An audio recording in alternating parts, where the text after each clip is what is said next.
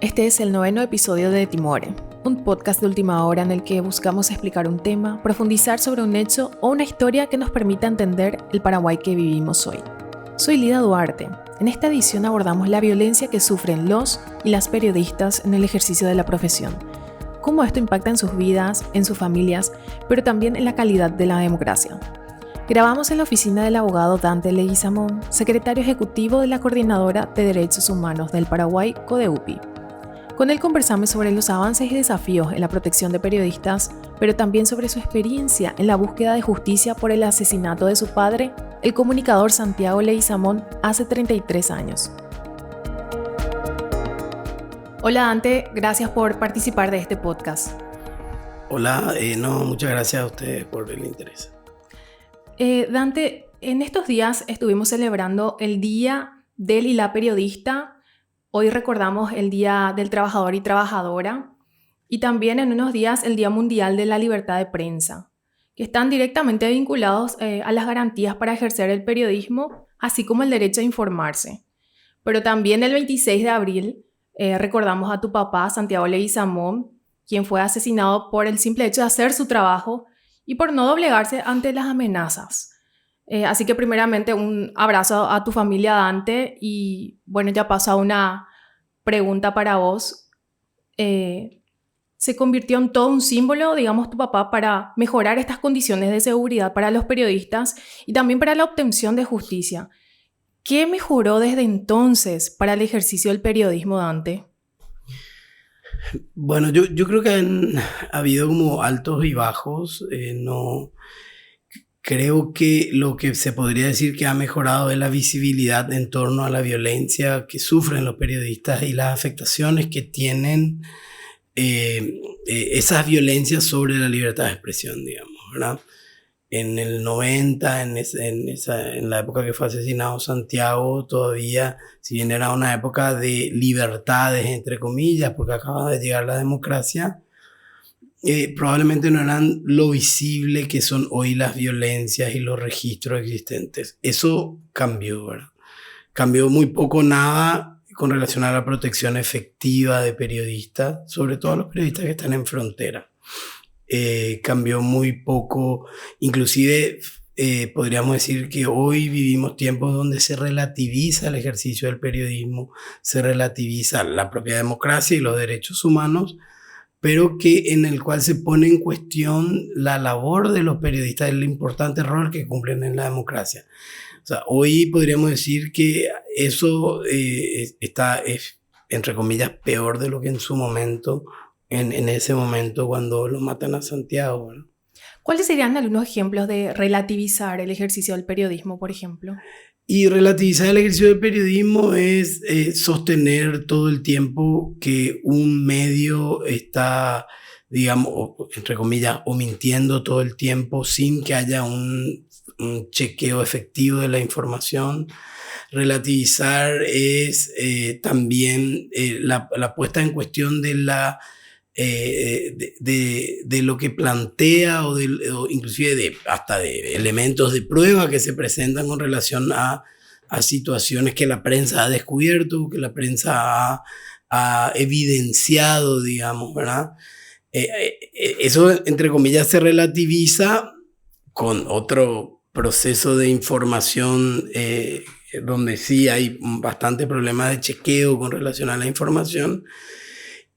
Y sumado eso a las violencias que se ejercen o al discurso violento de las autoridades y discurso y actitudes violentos hacia distintos periodistas y distintas periodistas, muchas de ellas mujeres, ¿verdad? ¿Sería un intento de deslegitimar esta labor periodística? ¿Para qué fines, Dante? Y yo creo que tiene que ver con, deslegitimar para facilitar también los procesos de ataque y de violencia. O sea, si uno hace un recuento, la otra vez estábamos hablando con la gente de la mesa de seguridad, o en realidad con la gente del sindicato de periodistas que forma parte de la mesa de seguridad. Las agresiones a periodistas, por ejemplo, en manifestaciones a cargo de terceros ha aumentado porque rápidamente se estigmatiza a un medio o a un grupo de medios y las agresiones las sufren los periodistas de la calle, digamos, que no necesariamente representan la línea editorial del medio o que no necesariamente son efectivamente los que puedan o no tergiversar o no la información, digamos, o presentar la información de una manera diferente, y eso la sufren los periodistas en la calle, digamos, ¿verdad? Entonces, esa relativización, de que termina siendo una estigmatización, de alguna manera desacredita muchas investigaciones que sí tienen una fuerza y elementos efectivos, elementos de prueba, digo porque soy abogado, pero porque tienen elementos atrás efectivos. Entonces, al relativizar toda esa información, al estigmatizar y decir, no, esto siempre mienten tales o cuales, fácilmente ese desprestigio hace que la información que yo quiero instalar, que no tiene la misma fuerza de evidencia, por decirlo de alguna manera, sea más sencillo, digamos. Entonces, siempre este grupo siempre está, entre comillas, o en contra del gobierno, siempre buscándole la vuelta.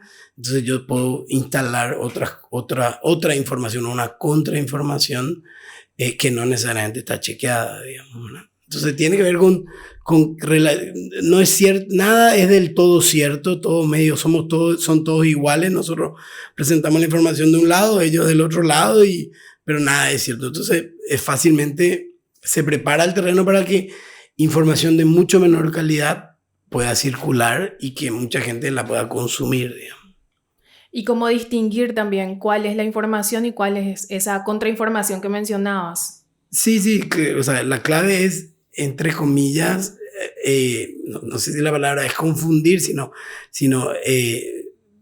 sacarle veracidad, fuerza a una información, como para poder instalar un correlato, un relato, digamos que un relato que no tiene esa misma calidad de información, para contrastar y sopesar, digamos, en la, entre comillas, opinión pública lo que está ocurriendo. Pero esta estrategia, ¿ves que ocurre generalmente desde el gobierno?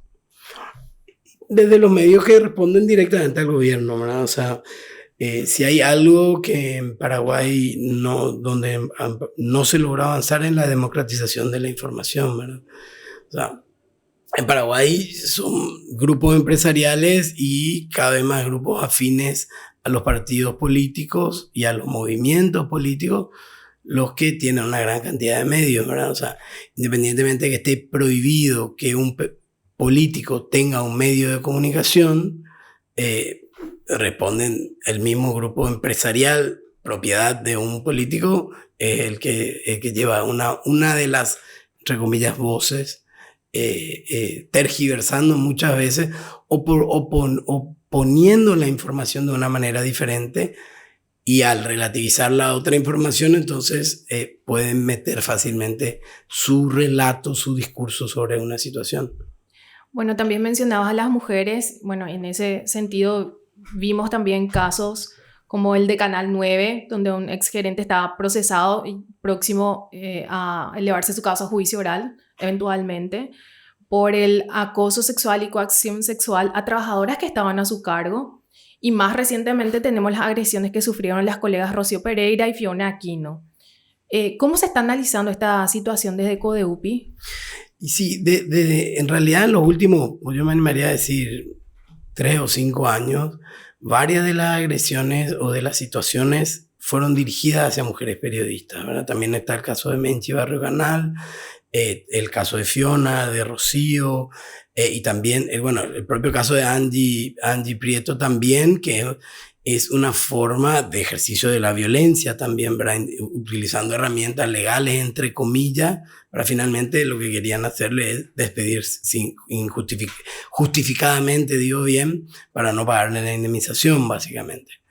En todos esos casos, claramente esos casos han crecido, y en realidad también es a veces difícil decir que han crecido, porque muchas veces la realidad es que ahora se han visibilizado más probablemente porque hay una conciencia mucho más fuerte y hay un movimiento feminista mucho más fuerte que no tolera lo que en el pasado sí se toleraba, digamos, ¿verdad? Entonces, pero sí, claramente hay una agresión, podríamos decir, o más dirigida hacia mujeres, digamos, ¿verdad?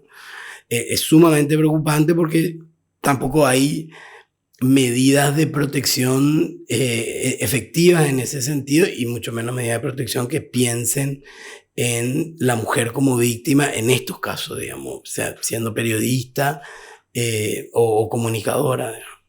También hablabas el uso del sistema de justicia. ¿Se está abusando de ese recurso para perseguir también tanto a mujeres como a varones periodistas? Sí, realmente el sistema penal en general siempre se utilizó para perseguir a los y las molestosas.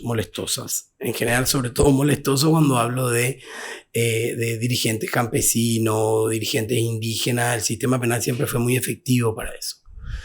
En los últimos años se empezó a utilizar, por ejemplo, la ley 5777 en casos en contra de periodistas a partir de información que se mostraba con relación a personas públicas, ya sean jueces, juezas o en un caso de la esposa de un ministro. Se utiliza una ley donde supuestamente se ejerce violencia contra ella cuando en realidad lo que se está haciendo es informando sobre una situación específica y es una de las formas de buscar censurar la libertad de expresión y también censurarnos a nosotros de poder conocer esa información, ¿verdad? Aparte también, como decía, hay otros casos de uso del sistema penal en contra de periodistas, el caso de Juan Quilescano, por ejemplo, que también en esa línea se busca usar el sistema penal para restringir o para censurar, ¿verdad? De hecho, que Paraguay es uno de los pocos países todavía que sostiene los delitos de difamación, calumnia e injuria como delitos penales. En otros lados pues, son ya administrativos, no delitos penales. Y algo que es muy importante, nosotros, o sea, el sancionar posterior, o sea, el chequeo de la información y una eventual sanción sobre algo que se haya publicado, que haya faltado efectivamente la verdad, en puridad no estaría mal si fuera una sanción administrativa, no una sanción de cárcel, digamos. O sea, lo que no se puede hacer regular antes, también deberían existir consecuencias si es que hay una mentira maliciosa, podríamos decir, por parte de una persona o de un medio. Pero en realidad el uso que se le da ahora tiene que ver con restringir efectivamente las posibilidades de investigación o de información a la ciudadanía, que es lo que ha ocurrido en varios casos en los últimos 5 o 6 años. Bueno, la violencia vemos que daña directamente a quien ejerce el periodismo, pero también son víctimas sus familias. ¿Cómo fue ese proceso para vos y tu familia? ¿Y cómo decidiste convertirte en defensor de derechos humanos? Bueno, yo creo que ahí hay como muchas cosas, ¿verdad? El asesinato de Santiago, por supuesto, algo sumamente inesperado para nosotros en la familia. Mi mamá asumió, digamos, esa necesidad de registrar todo y de iniciar los procesos, todos los procesos penales, inclusive el proceso internacional, ¿verdad? Nosotros vivimos una situación de chicos, digamos, una situación de mucho miedo, de mucho temor. Se tuvo que cambiar el número de teléfono de la casa. En un tiempo tuvimos guardias policiales. Un tiempo era complicado nuestro movimiento también porque recibíamos llamadas amenazantes o nos preguntaban dónde íbamos, nos decían que sabían que nos íbamos a tal lugar, al colegio y qué sé yo, que sabían el camino. Entonces pasamos realmente por momentos de mucho temor o miedo. Después, cómo se fue diluyendo, podríamos decir, ese miedo, ¿verdad? Y también un poquitito, bueno, con los años, un poco, bueno, era también, de alguna manera, convertir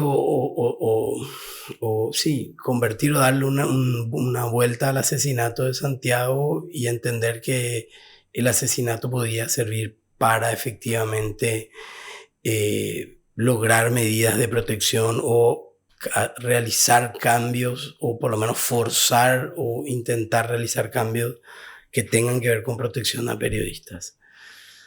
La decisión mía no tiene mucho que ver con eso. Yo recuerdo que tenía 18 años, trabajaba desde los 16 años y yo arreglaba computadora, arreglo computadora, me gusta mucho la informática y tuve la oportunidad de trabajar en un taller de computadora y me iba muy bien y cuando iba a elegir la carrera era ¿qué quiero hacer cuando tenga 40 años? Decía, ¿verdad? ¿Quiero estar en un escritorio arreglando computadora o quiero estar trabajando con la gente, ¿verdad? Y básicamente por eso dije, bueno, voy a estudiar Derecho, nunca voy a ser abogado de pasillo porque nunca lo fui. Siempre he llevado causas, pero nunca causas de pasillo, digamos, o derecho civil o algunas cuestiones. Nunca voy a hacer esto, pero seguramente esto me va a dar las suficientes herramientas para hacer algunas cosas y trabajar con la gente. Tampoco en el momento de decidir, cuando decidí estudiar Derecho y convertirme, digamos, podríamos decir, en un defensor de derechos humanos, jamás pensé, o sea, jamás tuve como objetivo principal o como objetivo siquiera la causa de Santiago en sí, ¿verdad? A mí me costó 20 años asumir efectivamente la representación en el caso de Santiago y la vocería de la familia y todo eso. Siempre me pesó un poquitito el hecho, por más que uno sienta muchísimo orgullo, pero siempre me pesó muchísimo ser el hijo de Santiago, digamos. Porque el hijo de Santiago te abría 1000 puertas todo el tiempo y todo el mundo, y que está bien, digamos, te reconoce, pero para mí siempre para mí era mucho, digamos. Yo no quería, entre comillas, ser solamente el hijo de Santiago. Quería hacer algo más, digamos. Entonces, cuando me recibí, trabajé en distintos lugares, o sea, en la fiscalía, delito económico, qué sé yo, pero un día dije, me voy a Argentina a hacer una maestría en Derechos Humanos y voy a tratar de conseguir trabajo. Y realmente me fue muy bien en Argentina. Hice investigaciones de corrupción, trabajé en monitoreando cárceles donde nadie sabía que yo era el hijo de Santiago, digamos. O sea, no era solamente el hijo de Santiago el que abría la puerta. O sea, no era solo Santiago el que abría algunas puertas, ¿verdad? Y entonces en ese momento, digamos, podríamos decir que me envalentoné, si se puede decir así. Y ahí dije, bueno, yo puedo asumir este rol y hacerle descansar a mi madre de ese rol, porque me siento cómodo, no voy a ser solamente el hijo de Santiago, sino que creo que hice como algunas cosas y me preparé como para hacer las cosas que hago hoy, digamos, ¿no? Entonces es un poco así rápidamente el proceso. Sí. En cuanto a estas amenazas y violencia hacia el ejercicio del periodismo, también causa un impacto en la sociedad. ¿Cuáles de repente son los efectos inmediatos que podemos ver? Yo recuerdo como muy palpablemente cuando estábamos terminando de armar la causa de Santiago ya para la Corte Interamericana, fuimos a Pedro Juan con Hugo Valiente, ¿verdad? Y en Pedro Juan nos reunimos con varios periodistas. Lo primero que me parecía muy raro es que nadie quería reunirse, o sea, no es que nadie, varias de las reuniones que tuvimos las tuvimos en la calle. Entonces le llamábamos a algunos periodistas y decían, ¿dónde están ustedes? En tal lugar. Dale, voy a pasar y ahí en la calle nomás hablamos un rato. Y nos pasó con varios, por lo menos con 3 o 4 periodistas, que eran reuniones medio de pasada, digamos, no querían concretar un espacio de reunión, digamos, detenido, por decirlo de alguna manera. Y después nos pasó que hablando con cronistas de calle de Radio en Brucuyá o que estuvieron ahí con Santiago o con locutores que no estuvieron con Santiago pero que trabajaron en Radio en Brucuyá después, dos cosas. Uno nos decían, fundamentalmente nos decían, nosotros hoy acá en Pedro Juan nos limitamos a la crónica policial. Nosotros no preguntamos nada, no escarbamos, digamos, sobre quién puede ser el que esté atrás y quién no. Nos limitamos a transmitir la crónica policial. Los cronistas, ¿verdad? Nos decían de calle. Nosotros sabemos más o menos quiénes son ya, ¿verdad? Satcaco, pueblo chico, infierno grande, como se dice, ¿verdad? Nosotros sabemos, decían ellos, quién es el que está atrás, más o menos las conexiones de cada grupo, ¿verdad? Pero nosotros no podemos, nosotros nos limitamos a la crónica policial, ¿verdad? Y la otra experiencia también en Pedro Juan era de los propios locutores que nos decían, nosotros no podemos hacer ese periodismo frontal y de denuncia que hacía Santiago. Gente así súper interesante, súper comprometida, ¿verdad? Nosotros no podemos hacer ese periodismo frontal porque hacemos y lo amenazan a nuestra familia. O sea, hay demasiados casos. Bueno, en Pedro Juan, 9 de los 21 periodistas asesinados son de Amambay, digamos, ¿verdad? Pero por una cuestión de desprotección, digamos, totalmente, totalmente. Pero lo que quiero más referir es cómo esa violencia genera, sobre todo en Pedro Juan, un proceso de autocensura demasiado importante. Es recontra autocensura, o sea, ellos se limitan a informar y lo que nos decían, nosotros lo que podemos hacer, los locutores nos decían, lo que más hacemos exponemos a la autoridad hasta un cierto punto, a las autoridades. Le exigimos a la policía, le exigimos al gobernador, le exigimos al intendente, pero hasta ahí no nos podemos ir mucho más, digamos, ¿no? Y si esa autocensura, digamos, que se va replicando en otros lugares, como vemos un avance de la violencia, digamos, o mejor dicho, una mayor visibilidad, ¿cómo puede repercutir en la calidad de la democracia? No, y impacta decididamente en la calidad de la democracia. Esa violencia, bueno, primero porque esa violencia genera una autocensura y genera miedo, que es real, no está mal tener miedo. ¿Qué hacemos con el miedo? Es lo que tenemos que pensar. Pero aparte eso tiene, y va en detrimento de la calidad de la información.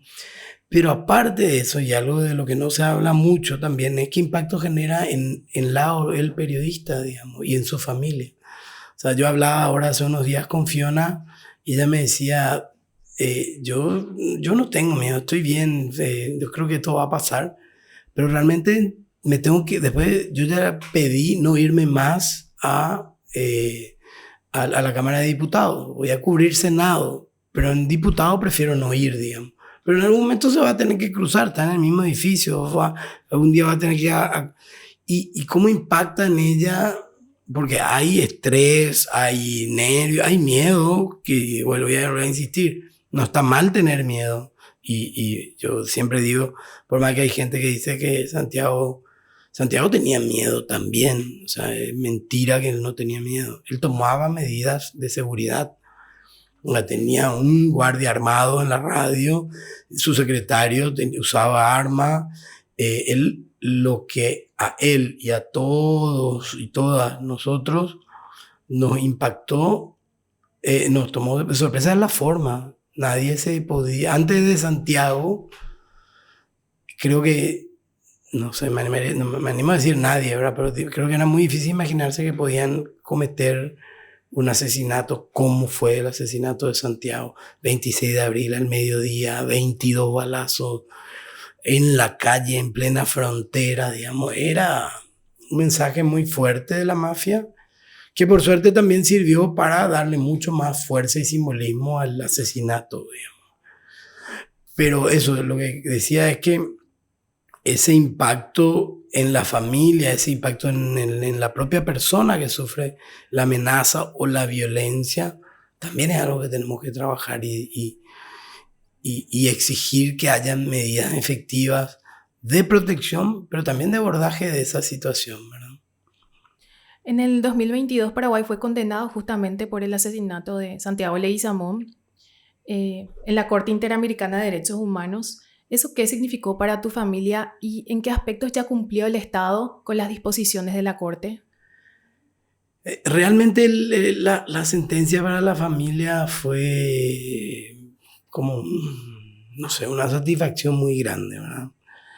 Si bien en la sentencia, o sea, si bien no hay una sentencia con nombre y apellido de las personas que mandaron matar a Santiago, la sentencia por lo menos da cuenta que el Estado hizo poco y nada para proteger a Santiago en su momento, sabiendo que estaba amenazado, que el Estado paraguayo hizo poco y nada para obtener justicia, sino, o sea, no es lo poco y nada, sino que hizo todo lo posible para dejar el caso en impunidad, ¿verdad?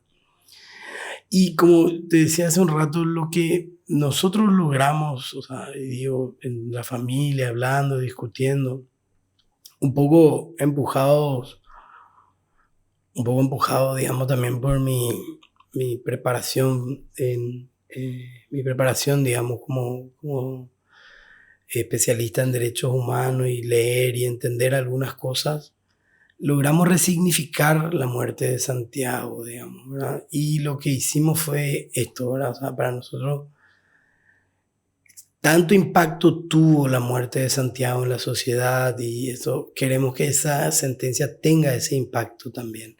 Y buscamos, y es algo que se quedó plasmado por suerte en la sentencia, ya en el proceso de construcción, que las medidas que se vayan a implementar tengan ese impacto en seguridad, en protección y en políticas públicas para que estos hechos no vuelvan a ocurrir, ¿verdad?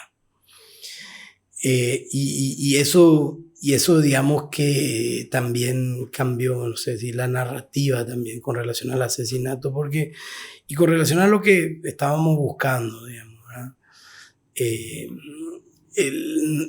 La búsqueda de justicia de Santiago nunca fue una búsqueda de queremos una reparación económica y queremos nada más que eso, ¿verdad? Y eso que la reparación económica frente a un hecho como todo es sumamente legítima, digamos. O sea, tampoco hay que deslegitimar una reparación económica cuando una persona o una familia pasa por una situación así, ¿verdad? Pero siempre fue un pasito más, porque ese pasito más era efectivamente honrar la memoria de Santiago. Entonces la sentencia fue como muy satisfactoria en ese sentido. Si bien no usó, podríamos decir, todos los términos que nosotros hubiésemos querido, la sentencia tomó todas las medidas que queríamos. Las medidas que son fundamentales para la lucha contra la impunidad, primero tiene que ver con el grupo de trabajo de investigación del caso de Santiago y de todos los periodistas asesinados. Y ahí nosotros mucho pensamos, ni siquiera es tanto la sentencia penal lo que se necesita, pero sí necesitamos que un órgano oficial del Estado diga quiénes estuvieron detrás del asesinato de Santiago, independientemente de que nosotros lo sepamos. La restitución del premio Santiago Leguizamón también era una reivindicación de su memoria y de que se pueda seguir hablando de eso, y aparte también es incentivar ese periodismo de investigación, vinculado con los derechos humanos, un periodismo que mira la corrupción como efectivamente dañina para el Estado y para la sociedad en general. Las medidas de la instalación de un mecanismo efectivo de protección de periodistas también es como una medida sumamente importante. Y también el apoyo en ese intervalo entre que se sanciona la ley, el apoyo a la mesa de seguridad de periodistas, que tampoco hasta ahora se ha concretado, ¿verdad? La realidad es que de las medidas, el Estado solamente ha concretado, digamos, los pagos de indemnización. En diciembre del año pasado, en finales de noviembre, se apuraron, digamos, vamos, tenemos que pagar. tenemos que hacer algo porque en diciembre se cumplía un año del plazo, digamos, porque la sentencia pone un plazo de un año para las medidas. Y el proyecto de ley de seguridad de periodistas, si bien lo presentaron senadores, senadores paraguayos, digamos, ¿verdad? O sea, en su momento Blas Lanzoni, Tony Apuril y no recuerdo quién era el otro, creo que es Paco Bá, son los que presentan formalmente el proyecto, pero el proyecto lo hicimos nosotros, digamos. O sea, el proyecto lo construimos nosotros como CODEUPI con funcionarios de la Comisión de Derechos Humanos del Senado y con discusión con el Ministerio Público, con el Ministerio de la Defensa Pública. Fue un proceso de construcción no solo de CODEUPI, la iniciativa es del Sindicato de Periodistas del Paraguay, pero el proceso de discusión se dio con el Consultorio Jurídico Feminista, con la FAPI, inclusive Amnistía participó de distintas partes del proceso, CODEUPI, bueno, el Sindicato de Periodistas del Paraguay, por supuesto, la Sociedad de Comunicadores del Paraguay también, digamos, pero lo empujamos nosotros, o sea, lo armamos, lo escribimos, lo discutimos, lo debatimos y nos fuimos y le dijimos a la comisión y a los senadores, tenemos que presentemos este 26 de abril y bueno, y se presentó, ¿verdad? Ya tiene un año y tampoco se ha tratado y se ha profundizado mucho, digamos, ¿verdad? Justamente con estos últimos casos de violencia se está, digamos, nuevamente presionando para que se trate. Pero ¿cuáles son las garantías que incorpora este proyecto de ley en comparación a las legislaciones vigentes que tenemos? Sí, hoy formalmente no hay una legislación de protección de periodistas y formalmente no hay tampoco una legislación de protección de personas defensoras de derechos humanos. Esta ley lo primero que hace es define muy ampliamente periodistas, comunicadores, trabajadores de prensa y todas las personas que están ligadas, digamos, al trabajo de la prensa como pasibles de ser protegidas. Existe una mesa de seguridad de periodistas, pero que se construyó a partir de un acuerdo con la UNESCO, no tiene una legislación, no tiene presupuesto, lo único que tiene es un coordinador que trabaja en el Poder Judicial y es una mesa donde teóricamente coordinan con instituciones de la sociedad civil e instituciones del Estado, o sea, organismos de la sociedad civil. Pero eso depende mucho de la voluntad de la persona que está y la gente que integra no necesariamente tiene efectivamente el poder de lograr algo. O sea, está la Dirección de Derechos Humanos del Ministerio Público y la posibilidad de que la Dirección de Derechos Humanos del Ministerio Público pueda generar una medida de protección efectiva son bajísimas, ¿verdad? Es bajísima. Y la policía que también, la policía que participa no tiene la posibilidad de disponer efectivamente la protección, ¿verdad? La ley trae como muchas cosas. Primero trae una definición muy amplia de periodista y también trae la definición de persona defensora de derechos humanos. Los periodistas son defensores de derechos humanos y defensoras. Eso como primera medida importante. Segundo, la ley trae 3 tipos de medidas. Medidas personales de protección, que pueden ser varias. Hay un listado, pero que no es taxativo, como se dice, que pueden ser seguridad para la persona, un oficial de policía, una persona que acompañe con seguridad, puede ser auto blindado, como es la experiencia en otros lados, puede ser la encriptación de un teléfono celular, puede ser la encriptación y el cuidado de información o inclusive el cuidado físico de información de una investigación. O sea, si un periodista está investigando algo muy complejo y recibe amenazas, se puede guardar esa información de alguna manera. También y otro tipo de medidas en ese sentido. Y también hay medidas de, podríamos decir, autoprotección, ¿verdad? O sea, que es capacitarle al periodista o a la periodista de cómo se cuida también ella, digamos, porque hay algo que, o sea, no todos sabemos cómo reaccionar frente a una amenaza, ¿verdad?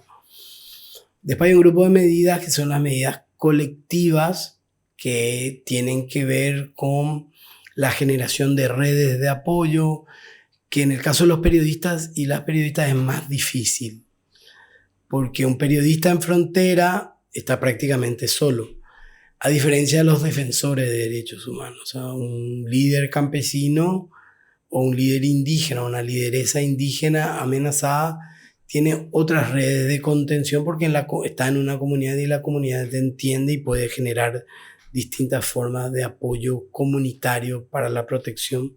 Algo que es diferente en el caso de los periodistas. O sea, el periodista en frontera no necesariamente tiene redes de apoyo o de soporte.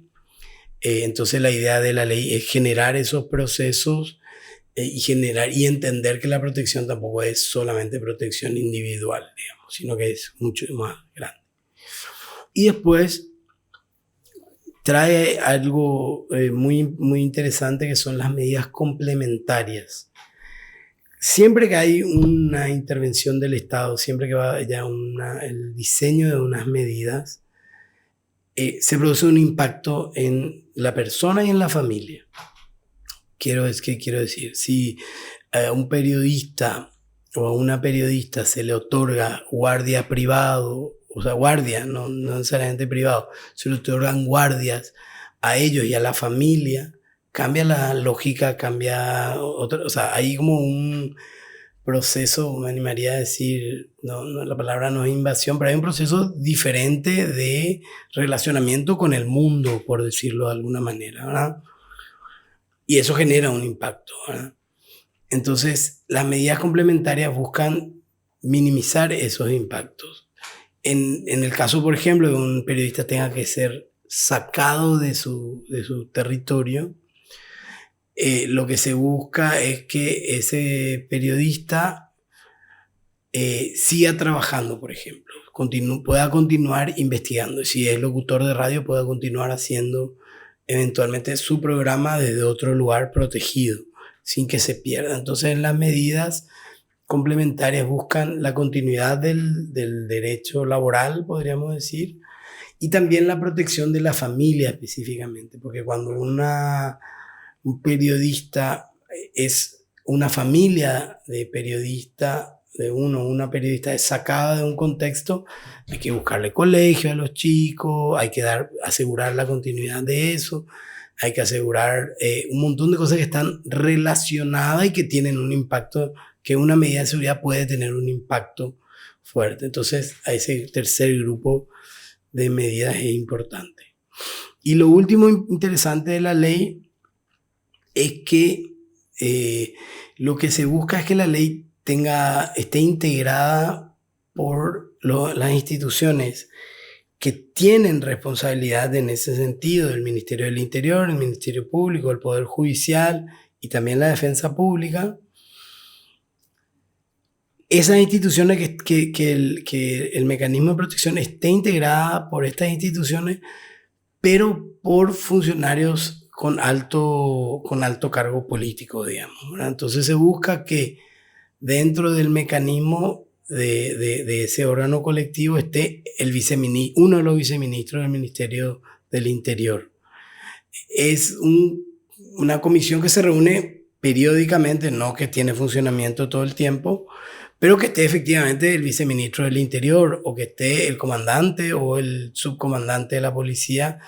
¿Por qué? Porque son los que efectivamente pueden ordenar medidas. O si no, si se entra una persona que el director de derechos humanos y no tiene efectivamente el peso político ni el peso administrativo, digamos, para ordenar una medida, la medida se pierde, digamos, ¿no? Entonces, están mencionados en el proyecto el viceministro, un fiscal adjunto, un juez del Tribunal de Apelaciones, digamos, gente que tenga efectiva ascendencia legal y sobre todo para ordenar y para que se ejecute efectivamente una medida ordenada por el mecanismo. Y instala una suerte de secretaría ejecutiva para la ejecución directa de las medidas.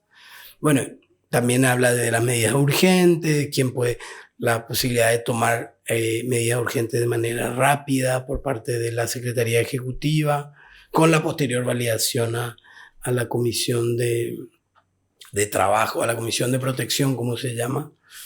Bueno, creemos que, o sea, por supuesto que a lo mejor hay muchas cosas todavía que discutir sobre la ley, ¿verdad? Pero tiene sobre todo esos detalles importantes que son necesarios sostener y lograr que efectivamente se implementen para que lograr al menos tener un mecanismo de protección. No aseguramos que, o sea, no creo que un mecanismo de protección resuelva los problemas de protección, pero sí puede ayudar a salvar vidas.